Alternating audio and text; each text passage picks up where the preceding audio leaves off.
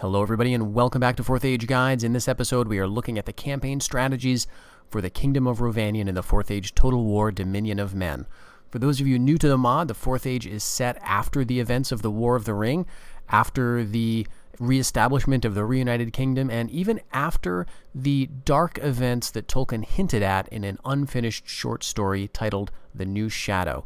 In that story, Tolkien hinted at a reemergence of a shadow cult, the fact that men would quickly grow tired of peace, and that there may be opportunities for different conflicts and new realms to splinter out of the peace that we saw at the end of The Lord of the Rings. And so Rhovanion is one of these relatively new upstart factions. You're not at war with anybody initially, but you're surrounded by some potential hostiles, and there are a lot of factions in the area that are going to want territory that you yourself need. As we saw in the battle guide video, this is a very heavily cavalry-focused faction, and given the relatively few options in terms of your roster and in terms of buildings, you will need to expand carefully but decisively. So let's jump into the beginning of the campaign to see how you're situated and what some good initial targets might be. You'll begin the campaign with 3 settlements located roughly in the east-central part of the map. There will be some terrain you can use to your advantage in terms of choke points, but honestly, manning choke points is not your strength. As we saw in the battle guide video, you will be favoring open terrain so you can bring your cavalry charges to bear. You can lead off different units around the battlefield and tire out the heavy infantry of many of your enemies. So you're not going to want to hold like a choke point, like a bridge necessarily, or if you do, you're going to want to set up your armies well back from it on the battlefield so you can do lots of flanking and charging and cycle charging and so on. But in terms of your opening settlements, your capital here, Rhovanost, is situated in the most strong position. You have a watchtower to keep an eye on the southwest, and it is a very good idea to do that. It's also eventually a good idea to get another watchtower up around here to keep an eye on this settlement to your west and who controls this part of the map. Because as you'll see, your settlements are far enough away from each other that there's a lot of line of sight issues. You won't necessarily know, for example, if Rune has come in from the east, conquered this rebel settlement, and is sending an army up to threaten your town. So it's a good idea to get agents out, and in the early years that's going to mean emissaries, because that's the only agent type you can train until very late in development. But Rhovanost is a good settlement in addition to beginning with the largest military presence. It's where your king resides, and he can be a pretty good governor initially. Of course, these traits will change depending on your start. But it does begin with these wooden walls. These are walls that you can set archers up on. These walls are a little interesting. So they're not exactly like stone walls that will allow, for example, siege towers or ladders to be placed against them. So what that means is your enemies can batter them down with rams. This is actually kind of nice in a way, because it means you can put archers up on the walls and they won't have to fight in a melee unless the enemy sends its troops up to capture a gatehouse, which in my experience is kind of rare. So what I like to do where I have these wooden walls set up is train a bunch of archers. You might go for 4. You can train them initially. Advantages for Rhovanion hunters for you are they've got a very low upkeep and they've got a relatively small unit size, which means less drain on your population. So definitely train a few units of these guys and train a few units of Rhovanion foresters as well for even more ranged punch in those siege defenses. But Rhovanost is a place you'll definitely have to hold because it is where you're going to train some of your best troops initially, and you are only a few buildings away from getting your barracks maxed out, actually. The nice thing, in a way, about having a pretty stripped down military is that it only takes you 3 tiers of military development to see all of it. So you won't have to get into a 4th or even a 5th barracks. It's just going to be faster and cheaper for you to get all of your units out on the board. The hosting halls that you get are available at the urban province, and that means there's in some ways less reason for you to build up to a major province. All that this will allow you to do is that it'll give you a bit more money in terms of land tax. It'll allow you to build the timber walls, which are higher and stronger than the wooden walls. It will also allow you to make use of the second tier of industry buildings, and that's it. Now, these industry buildings can be useful in settlements that have either wild game or livestock, One industry building you can train is a Tanneries and Wool Makers, and this allows you to eventually, at Tier 2, upgrade the armor of your troops by 1. And that is a very nice little bonus. It'll also, those industry buildings will also help you with trade. So if I am given a choice, like you will be here, between building horse breeders, because we have horses, or building tanneries, because we have wild game, I'm going to go with tanneries pretty much every time. And you can get tanneries going in all of your settlements here, because you have that wild game resource. That will require you to build the major province, and that's going to be, as you can see, over 15,000 Mirian. It's going to take 8 seasons to build. If you have a good governor in here and you let him become attuned eventually, and he has some nice traits, this cost will come down. But this honestly is not a priority until the late game, I would say. Building priorities for Rhovanion early would definitely be the consultation. You're going to eventually get the open province after you build this, and then you'll be able to build your hosting halls, and I would spend the money to do this. Hosting halls will allow you to get just 2 new units, but the value is very high for them. Rhovanion March Wardens, we talked about in the Battle Guide video, are very important, I think, for Rhovanion. Just decreasing the amount of time you'll need to spend retraining your lighter cav, for example, because these guys are much more light and fragile than the March Wardens. And so you can afford to send these guys out a bit longer and keep your armies in the field more frequently. You can also train Rhovanion Nobles. So you can train a bodyguard unit if you're low on family members or just want some of that extra ranged options that those nobles give you. You will have to choose in your other settlements, though, because Rhovanost is a chief city, and this means you can build everything there. But in Yathin-Ra and in Arab Gobel, you'll have to decide whether you want to go for a military policy or financial. And this can be kind of a toss-up. On the one hand, the military policy is only really going to get you a couple of buildings. A military policy will allow you to build your highest tier of barracks. It's necessary for building this, and that is what's going to give you your March Wardens. Again, that's very useful. The other thing military policy gets you is, I think it's the healer. Yeah, so this gets you more growth. Hall of Feasts is buildable pretty much anywhere, so that's not dependent on policy. Population growth is pretty valuable for you, so that's good, especially in a military province where you're going to be training more. Financial, on the other hand, is going to get you a merchant square, which allows you to train a scout. So it's obviously this is going to be good for income. It's also going to boost your population growth and get you spies out in the field. So you want one to focus on military, one to focus on financial. Honestly, though, that's a later game choice for this. You definitely want to get up to Tier 2 military development everywhere, because you absolutely need to be cranking out Rhovanion scouts, and you want to have hunters as well, because archers are important for you in terms of your defense and in terms of sort of forcing the enemy to do things that you want on the battlefield. Now, in terms of your neighboring settlements and what you need to do, you do begin with some victory conditions that are pretty open-ended. You do need to take 30 provinces overall, and 3 of those have to be Mid-Deeping, which is to your west, Lithmore Chant, which is to your south, and Breg Estelad, which is to the southeast. The problem is, if you go for these settlements initially, you'll see that they are unwalled, and they're pretty lightly defended by just independent peoples, rebels. So you could get your initial army and train a couple of troops maybe and take this very quickly indeed. Same thing with Lithmore Chant, same thing with Breg Estelad. The problem, though, is that these places are also targets for other factions which are larger, better equipped, and pretty aggressive. So if you take them early, you're going to be making yourself a target for factions, for example, of a Dunabar, which often goes for Mid-Deeping, potentially Rohan, or the Bjornings, who tend to come down south and train large and intimidating armies. If you go for Lithmore Chant, a Dunabar is probably going to contest you for it. If not them, eventually the Reunited Kingdom will. And if you go for Breg Estelad, you will find that Rune very early takes this settlement of Erebos with this starting army and goes for it themselves. So to that end, I think it's best to leave your victory conditions until later in the game. The only thing about it is it's a little unfortunate if you go that route, because you'll be denying yourself the option of training Rhovanion Rangers out of Mid-Deeping, which is a unique unit for you.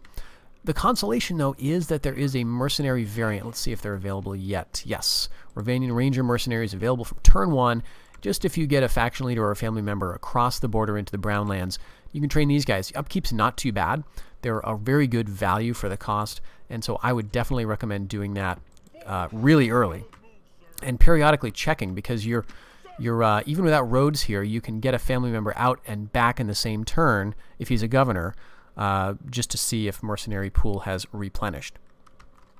So if you're not going to go after those rebel settlements, what are you going to do instead? Well, you may turn north, go after Thrimfeld. This is another unwalled rebel settlement. Again, it's not necessarily a target early on. You can potentially make some good use out of this because of the timber resource, which is the only such resource in the area, I think, for some distance. Yeah, there's no timber around here until you get way over here, Yar Helkar, or way up the north into Hjorth. So this has a potential advantage for you. It is right next to a Bjorning settlement, and so I would tend to leave it again, just to let the Bjornings expand, potentially even let a Dunabar take it, stretch themselves out, and then get into trouble from Rohan or the Bjornings or the Reunited Kingdom. You stay aloof, because your bigger threats and opportunities lie to the north and the east. I'm going to argue that initially you're going to want to do what the game wants you to do, and what we've done here is dropped a spy here for you, just to sort of a hint that you could take Rathwin pretty easily. Dorwinion just occupies these two settlements, meaning that you outnumber them in terms of your towns. You can outproduce them in theory, and you can get together a pretty decent army pretty early on that can head over to Rathwin and take it.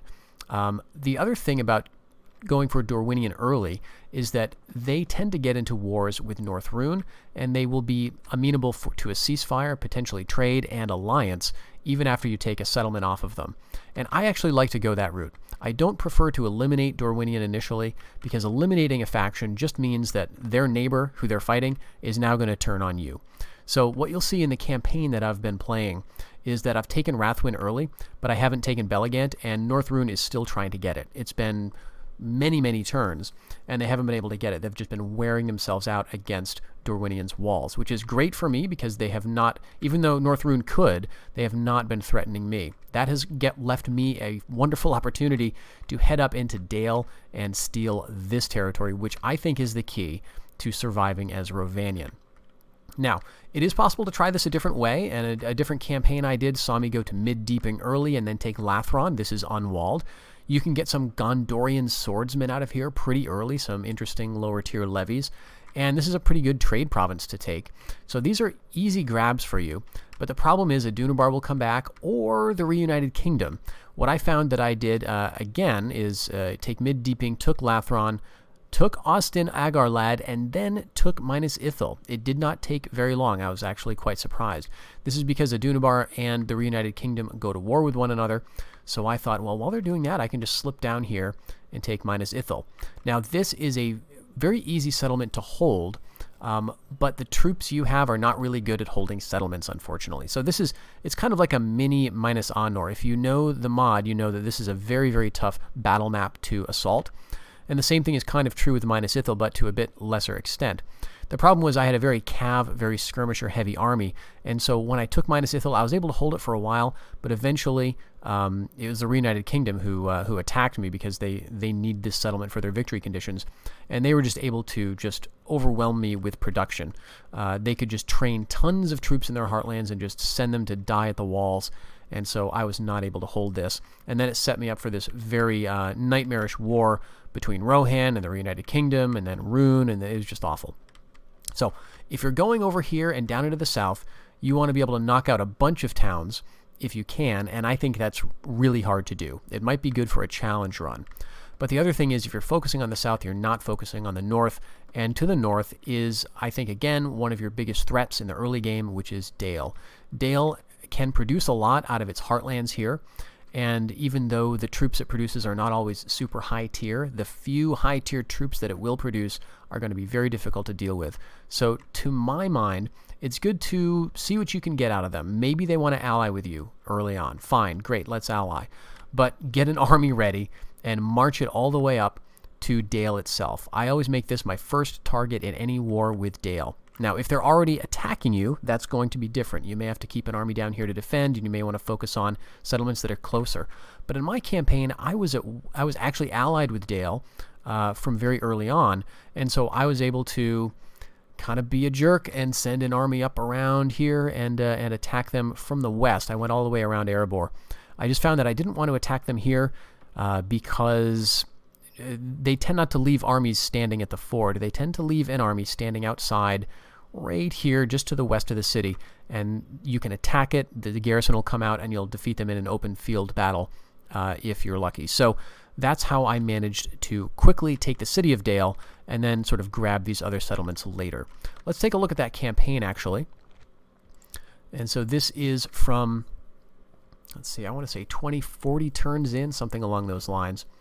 Yeah, 382, 50, 60, 70, 80. So it's going on 60 turns, 50 or so turns in. And I'm feeling fairly secure here. I would say the early game is now over, but I am a little worried about what's to come. And this is because although I have taken Dale for myself, I do have some intimidating neighbors that just arrived, and this is the Reunited Kingdom. Now, I'm allied with them. I am allied with Rohan, I believe. Let's take a look at the diplomacy here. Yep. I'm allied with Dorwinion, whom I stole Rathwin off of initially.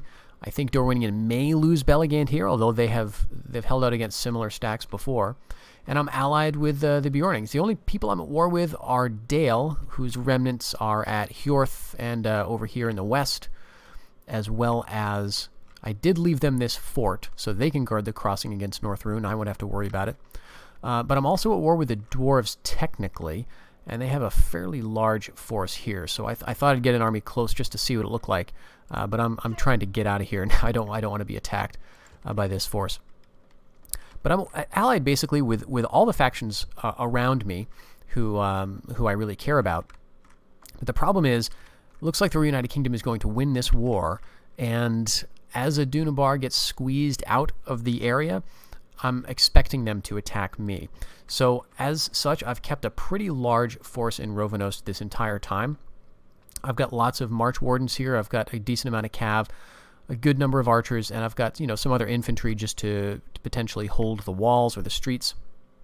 But I think this has deterred other factions from seeing me as a target, as well as the fact that there's an active war going on that doesn't involve me. The other thing that I've done that I'm not 100% sure about, but I think this works, is I have consistently refused trade offers with factions that I'm worried about attacking me. So, for example, North Rune wants to trade with me really bad. They want to be my ally. Rune wants to trade with me. They actually hold this settlement down here to the south. I do not want to trade with them. In my experience, trading with an AI faction is going to lead very quickly to them attacking you. I'm not 100% sure that this is the case, but it seems to be that that's how it goes down. You or the AI approaches you with trade rights, and you say, sure, why not, thinking maybe that this will improve their disposition, and the opposite seems to happen. They attack very quickly. But I've noticed in the past few games, when I refuse trade with the AI, it's almost like they don't quite know what to do. I don't know if trade makes them more aggressive. Maybe they realize that the territory is wealthier than they otherwise know. I'm not really sure what it is. I'm looking at just sort of the trade summary here. I am trading with Brag Estelad down here, but it's only getting me 42. If I were to get trade rights, that would triple that income, and so maybe that's what their calculation is. But anyway, avoid trade rights with factions that you are worried about, and that may buy you some time. And that's been very helpful. If I had to fight against Rune, I don't know that I'd be in as good of a position as I am now. You can see that I'm making a pretty good amount of money per turn. Now, this is pretty low, actually. It's more like 7,000 or thereabouts a turn. But I'm doing a lot of building, as you can see. And I'm getting ready on upgrading my industry buildings in Dale, building my military stuff around Esgaroth as well, and even getting some of my cultural buildings situated in other parts of the map. So it took me a couple tries to get to this point. Once I settled on the strategy of attack Dorwinion early and then get ready immediately to betray Dale, things worked out very well. The other thing I want to mention is that the way that I took these settlements was not by siege assault. I have yet to assault a single settlement. What I did instead was just found opportunities where the AI left an army standing outside of its city. Like you could see, the dwarves are doing this right now. They've got an army standing right outside Erebor, and then they've got the city right next to it. If I were to attack, which, I don't want to do, but let's just show you what that would look like. If I attack Erebor here, the garrison is going to show up as reinforcements. So this is the garrison. No, this is the lieutenant. This is the reinforcing army. So obviously this is a nightmare, and I don't want to actually play this out. But if I were to somehow win and defeat all of these forces, I would get the city as well, and I wouldn't have to assault it, which is very handy because, as you can see, the troops you have are not really equipped for an assault. Instead, you're much better at an open field battle, so do that when possible. The other way to do that is if the opportunity doesn't present itself for the AI to leave an army standing just outside its city, then you can just put it under siege and wait. Usually a relief army will come, or the AI will sally out from the city, and you can defeat them in an open field battle eventually. But I like to do that, sort of hit them outside the city, like this. You could hit this army, the city would show up, and if you're confident of beating these two armies, then you get the city. It feels neat to do it when I managed to pull that off. But yeah, all these cities I took that way. Same thing with Rathwin, and to that extent, it's made things easier for me. I do have some assimilation units that I'm currently training up here. Out of Dale, I can get retainer longbowmen with a range of 175 as opposed to the 155 of my Rhovanion hunters. So this is a significant upgrade. The missile attack is also better, melee, defense, everything. So these guys are a bit smaller numbers, a bit more upkeep, but definitely worth it. You do get some interesting local levies out of the Northmen territories as well, out of Dale. The Barding Watch levies are swordsmen, so a bit more aggressive, or at least not only defensive infantry. But for the most part, you're going to want to focus on those ranged options. Another thing on my list will be, well, once Bellegant falls, I'll probably have to get into a fight with North Rune. I don't really want to do that because Rune is a big faction, and they tend to do well, and if I make life easier for Rune by attacking North Rune, that's just going to be a problem. Maybe I'll get two armies going, and one down here and one in the north. But the other thing is, this campaign could absolutely tailspin, because if I'm fighting those factions in the east, and then the Reunited Kingdom decides to attack me, I could have a very hard time of it indeed. So to that end, I'm thinking about continuing my war in the north, going after Hjorth, going all the way over here, and taking Framsburg from Dale, and then potentially I'm allied with the Bjornings, but their territory would be easy to get. It would give me some more depth of defense, give me some more trade resources and some timber, and that would allow me to decrease the construction costs of all of my buildings. So it might be worth going after the smaller targets while the bigger guys are slugging it out among themselves. So I hope this gives you a sense of the struggle playing as Rhovanion. The battles are very interesting once you get the hang of them. The campaign is interesting once you get the hang of it. It is, in both cases, a matter of choosing your engagements very carefully, watching your diplomacy, making sure not to go into wars needlessly, making sure only to strike when you can get some big advantage, like taking Dale in an offensive battle if you can do it, and otherwise biding your time, trying to make money and teching up to your best troops to hope to have some chance of defeating the big guys when they come knocking. I've got a long way to go. I think 30 provinces. I've got 8. So this is absolutely not in the bag yet, but I think I'm off to as good of a start as I could possibly get. Another option might be to go after the dwarves. I know I mentioned being hesitant to do it with this army, but if I were to get a better army, like a more skirmish-heavy army with a bunch of other cav, and then put this under siege, or at least set up somewhere outside on the mountains where I could get some good cav charges into the dwarves, that might be a good option. If you take a settlement like Nerrig-Zagil, you're going to have a very defensible city to defend in case Rune comes. But you're also going to get eventually some very interesting units, especially those mountain guard we talked about in the battle guide video. So check that out if you want to see more about what those are like. So lots of options with Rhovanion, lots of threats too, and that helps to make it an interesting time and very rewarding if you can pull it off and get to a position like where I feel now, like, okay, I can take a breath. Things are looking up. One of the hardest factions in the mod, I would say, but let me know what you think in the comments. Thank you very much for joining me, folks, and I hope you'll check me out in the next video. Until then, take care, everybody.